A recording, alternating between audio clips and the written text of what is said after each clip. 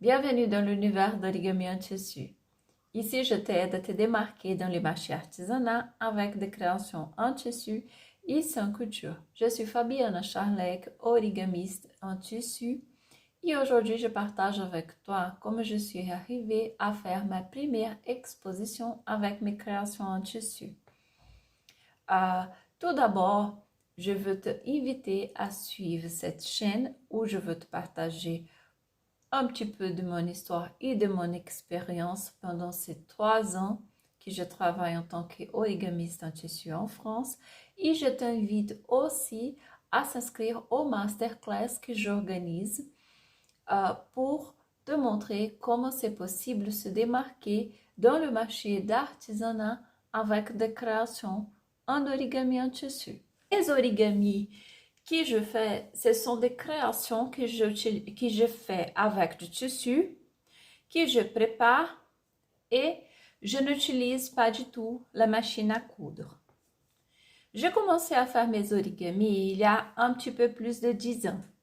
Mais au tout début, je ne voyais pas mes créations comme quelque chose que je pouvais vendre.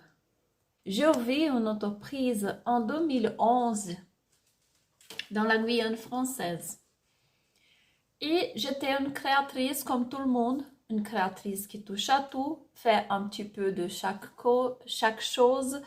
J'avais des accessoires en tissu, j'avais des customisations de t-shirts. Je travaillais beaucoup la récupération de tissu dans mon travail. Et comme je connaissais déjà une technique de préparation de tissu et je savais déjà que c'était possible de faire des origamis en tissu, j'ai commencé à plier mes tissus, mais à chaque pliage, je n'arrivais pas à voir les créations que je faisais comme quelque chose que je pouvais proposer aux clients dans les marchés qui je participais en Guyane.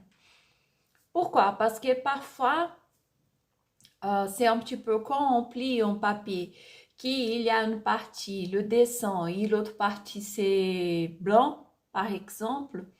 Et si on voit cette partie qu'il n'y a pas de couleur, il n'y a pas de dessin, normalement, il y a des origamis qui, quand on voit cette partie, il n'est pas joli. Et ça arrivait à la même chose quand je commençais à faire quelques origamis.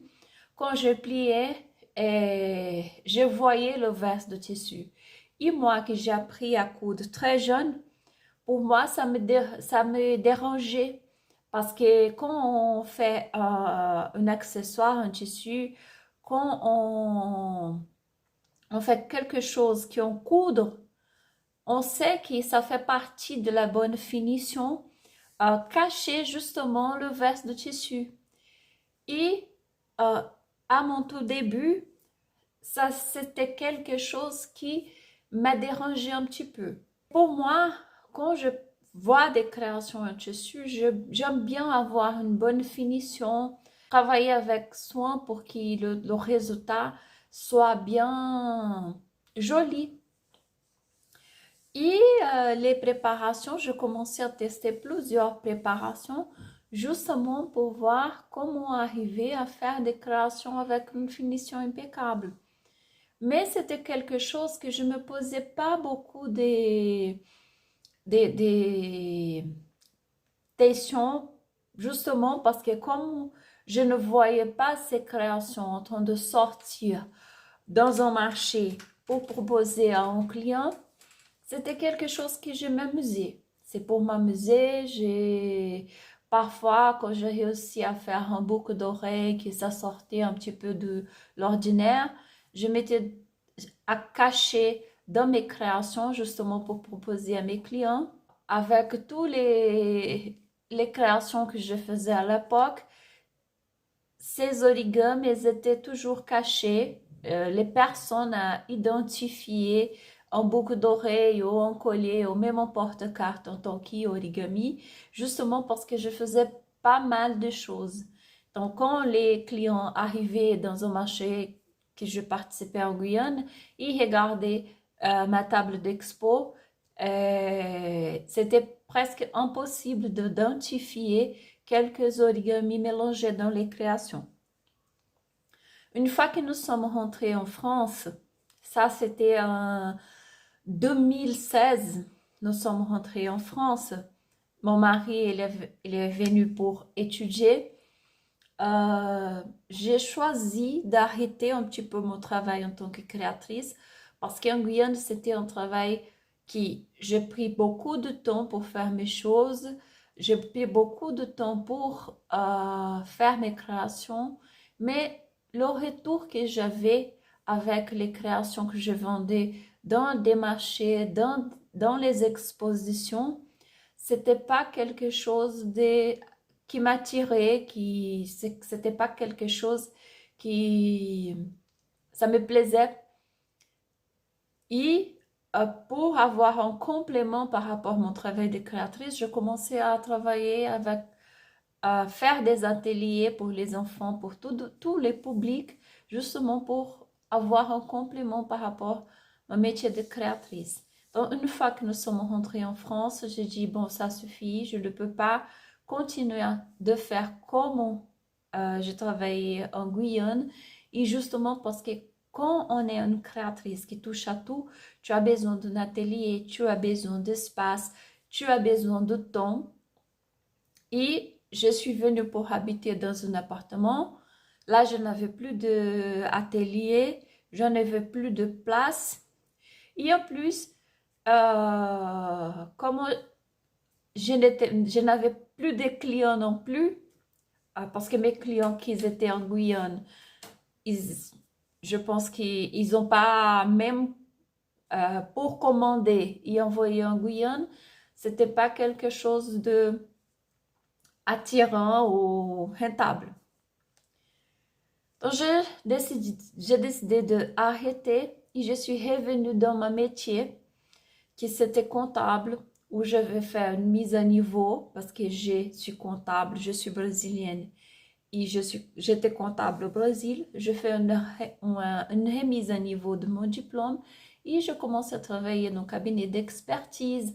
Après, je suis partie dans une entreprise et c'est là que je dis, je n'arrive plus parce que c'était, même si je n'étais pas très contente, pas très heureuse par rapport les résultats, mon salaire en tant que créatrice, pour moi, sortir de la maison tous les jours pour aller dans un bureau, pour rester toute la journée enfermée dans un bureau et parfois absorber toute l'attention de ma métier de comptable, pour moi, c'était difficile de reprendre.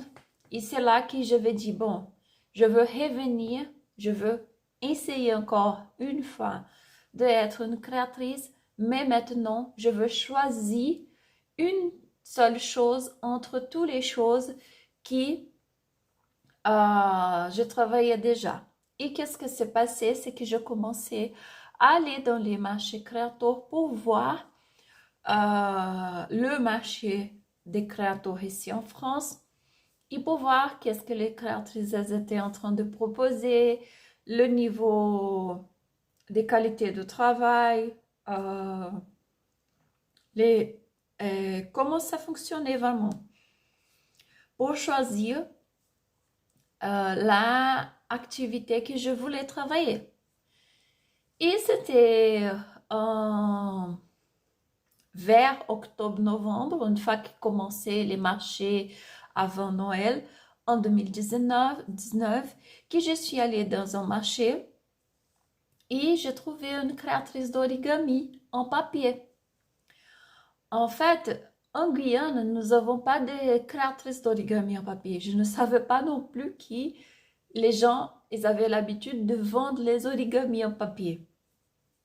Et quand j'ai vu cette créatrice, la façon qu'elle m'a venue parler avec moi pour parler de ses créations, ça me donnait quelque chose qui, une fois que je suis tournée pour voir mon mari, je lui dis tout de suite, je sais qu'est-ce que je veux faire mes origamis en tissu. Et là, mon mari m'avait dit, mais écoute, ça fait longtemps que je te dis pour que tu fais tes origamis, mais tu ne veux pas, pourquoi maintenant? J'ai dit, je sais pas, parce qu'il y a quelque chose qu'elle m'avait dit, que je sentis la difficulté qu'elle avait de vendre ses créations. Et j'ai dit non, je pense que ça va fonctionner. Et là, j'ai venu avec l'idée, comme je savais déjà de toutes les difficultés que j'avais en Guyane pour vendre mes créations, pour avoir des clients. J'ai dit, je veux proposer des ateliers pour apprendre à faire les origamis. Et comme ça, des créatrices d'origami en papier, elles vont apprendre, elles vont faire leur création et elles vont vendre. J'ai loué une salle, à Paris. J'ai essayé de proposer l'atelier dans un magasin. Et pour les deux, je n'ai pas eu une seule inscription et je n'ai pas laissé tomber. J'ai dit à mon mari, alors, on va, si les gens ne veulent pas faire les ateliers, je vais essayer. Peut-être les gens ne veulent pas faire parce que les gens, ils n'ont aucune idée que c'est possible de faire. Là, je veux faire quelques créations et je veux commencer à faire les marchés pour voir si ça vend vraiment. Et c'était déjà décembre. J'ai attendu que se passe Noël, tout ça. Et à la recherche des endroits pour exposer, j'ai trouvé une entreprise elle était en train d'organiser des expositions au BHV à Paris. J'ai demandé le dossier, j'ai regardé le dossier, ça coûtait un peu très cher pour moi. Mais j'ai pensé, qu'est-ce que je réfléchis? Je réfléchis, bon, je veux sortir dans un magasin très connu à Paris. On va profiter des clients de ce magasin. Et comme ça, c'est une bonne façon de trouver mes premiers clients. J'ai rempli le formulaire, j'ai envoyé et j'ai réservé une semaine qui c'était fin de février et début de mars. En fait, ma première expérience, si on regarde global, ce n'était pas quelque chose qu'on va dire très positif parce que j'avais envie de profiter des clients de magasin et quand nous sommes arrivés, il y avait plusieurs choses qui m'empêchaient de arriver à mon but parce que j'ai planifié un chiffre d'affaires que je voulais faire par rapport au prix d'emplacement. Et qu'est-ce que ça arrivait dans cette semaine? C'était une semaine après la Saint-Valentin et 2 semaines avant la pandémie, au moment que nous sommes rentrés en confinement. Dans cette semaine spécifique, tout ce qu'on a entendu dans ce magasin, c'était justement la peur parce que les infos parlaient tout le temps de la pandémie. Il y avait des gens qui commençaient à ne pas sortir de chez eux. Et il y avait plusieurs pays qui commençaient à fermer. Ça veut dire qu'à Paris, il n'y avait plus de touristes. Et nous sommes allés pendant cette semaine, et c'était une semaine vraiment qu'il n'y avait pas beaucoup de clients dans le magasin. En plus, on était au 3e étage. Cet étage, c'est un étage de loisirs créatifs. Dans un côté, il y avait loisirs créatifs. Dans l'autre côté, il y avait une librairie. Le côté de loisirs créatifs, on sait que les clients qui passent pour aller dans un magasin de loisirs créatifs, c'est un client qui aime faire. Il ne va pas acheter, il veut faire la création, il veut faire du bricolage, mais c'est un client qui va acheter très peu de choses. On a compté sur les clients de la librairie et quelques clients qui étaient perdus dans le magasin parce qu'en plus, cette entreprise, elle n'avait pas le droit de dire dans les autres étages, normalement BHV, si je me souviens, il y a 5 étages, qui on était là, qu'il y avait un marché créateur dans le 3e étage de magasin. Ils n'avaient pas le droit même de signaler, de mettre quelque chose pour dire qu'on était là. Comme il n'y avait pas de clients, les autres créateurs, ils étaient vraiment un peu énervés par rapport à ça, parce que au niveau des publicités par rapport à la participation dans ces marchés, il était vraiment faible et il y avait des créateurs qui ils ont commencé à essayer de ramener leurs clients une fois que notre objectif c'était de profiter des clients de BHV. Mais si je regarde au niveau global, pour moi, on va dire que c'était pas positif.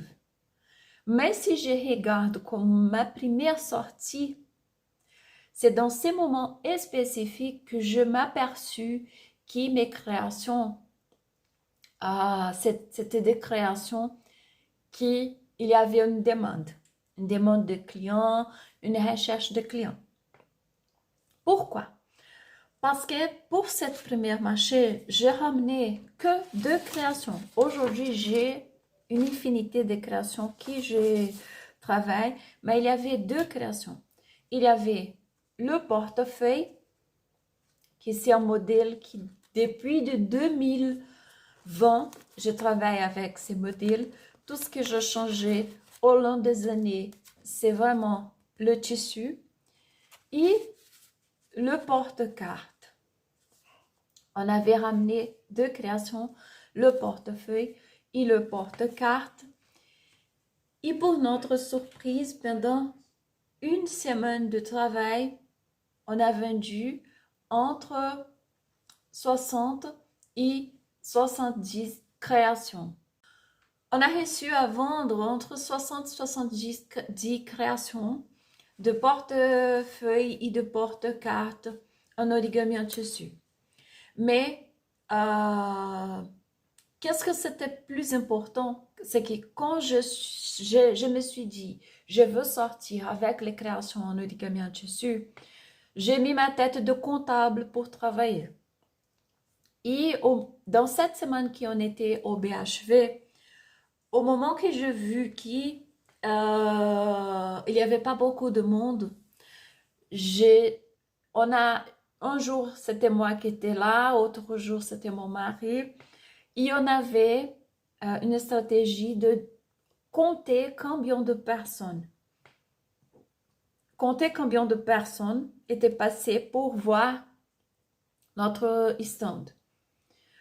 Et quand nous avons fait, on a compté combien de personnes qui sont passées pour voir notre stand, j'ai réussi à chaque 3 personnes qui sont passées devant notre stand, acheter une création.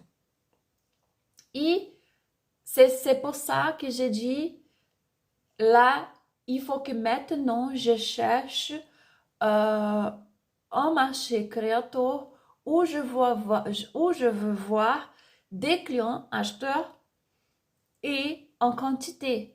Parce que je savais déjà que dans ce magasin spécifique, à chaque 3 personnes qui arrivaient et s'arrêtaient dans notre stand, une personne achetait. Juste pour que tu aies une idée qu'il y avait très peu de monde dans cette semaine dans ce magasin. Mais c'est justement à cause de la pandémie, à cause de tout ce qu'on était en train de vivre. 2020, c'était une année très difficile, pas que pour les créateurs, mais j'ai regardé la côté positive. Une fois que j'étais sur place avec un nouveau produit, j'ai dit, bon, voilà, mon produit, il était validé pour mon client. Et c'est ça qui j'ai trouvé plus important. C'est pour ça que nous sommes sortis, c'est pour ça que je suis allée au BHV. J'ai eu un bon résultat au niveau financier? Non, parce que euh, tout ce que nous avons vendu, une partie, c'est pour payer l'emplacement que c'était cher. Et l'autre partie, les dépenses que nous avons eu d'être à Paris 7 jours dans la semaine. Tu manges, tu payes le parking. Donc, c'est pour ça que pour ces créations, j'ai réussi à payer tous les tissus que j'avais achetés, mais moi-même, je n'étais pas rémunérée, mais c'était le début que je dis, voilà, 2 créations que j'ai testées et qui sont validées pour mes clients. C'est ça le plus important. Je veux te laisser ici, justement parce que je veux que tu saches que dans cette chaîne, tu vas voir tous les infos nécessaires pour te montrer que c'est possible. C'est possible de sortir dans un marché et se différencier, se démarquer avec ses créations. Aujourd'hui, je suis la seule créatrice d'origami en tissu qui travaille dans les marchés en France. Et je suis tout seul. Et à chaque marché on arrive, j'ai des clients, je trouve de nouveaux clients. Et parfois, les clients ils sont pas très contents parce qu'ils pensent que je veux revenir au marché. Et là, je n'ai pas l'opportunité. Ils m'envoient un message pour me demander quand je veux revenir. Donc, il y a une demande.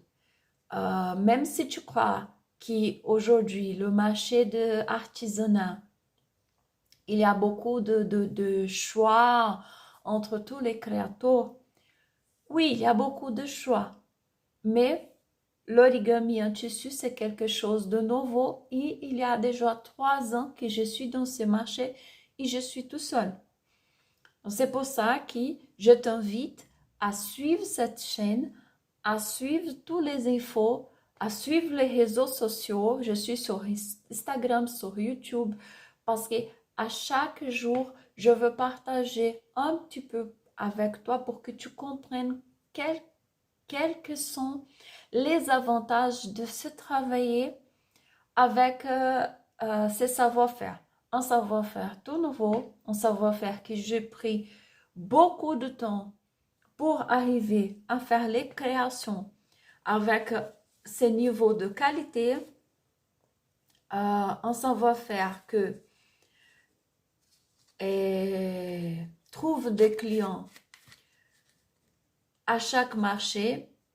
Les clients des créations des accessoires, je veux juste te donner une info très importante. Le client des accessoires, c'est un client qui veut une option pour ne pas acheter des accessoires en cuir, mais c'est un client qui il ne veut pas non plus des accessoires cousus parce qu'il veut, et quand il touche, il voit que c'est une matière rigide, c'est une matière solide.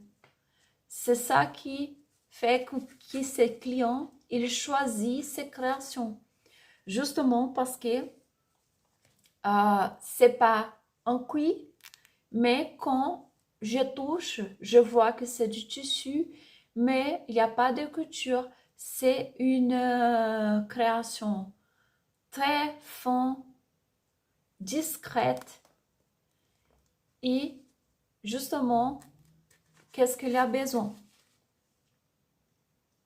Donc c'est ça, ce sont les 2 créations de mon premier marché. Ce sont les deux créations qui m'ont montré et qui m'a permis de me démarquer dans ces marchés spécifiques parce que c'était un marché qui, même si j'avais envie de faire au moins 3 fois mon chiffre d'affaires. Pendant cette semaine, nous avons réussi à faire un chiffre d'affaires un petit peu plus de 700 euros et plus de la moitié de ces valeurs, c'était en carte bleue. Je veux partager avec toi le résultat de ma machine de carte bleue. Pourquoi je veux partager? C'est justement pour que tu vois, c'est la preuve que les créations en origami tissu, elles étaient validées pour moi pendant cette première expo.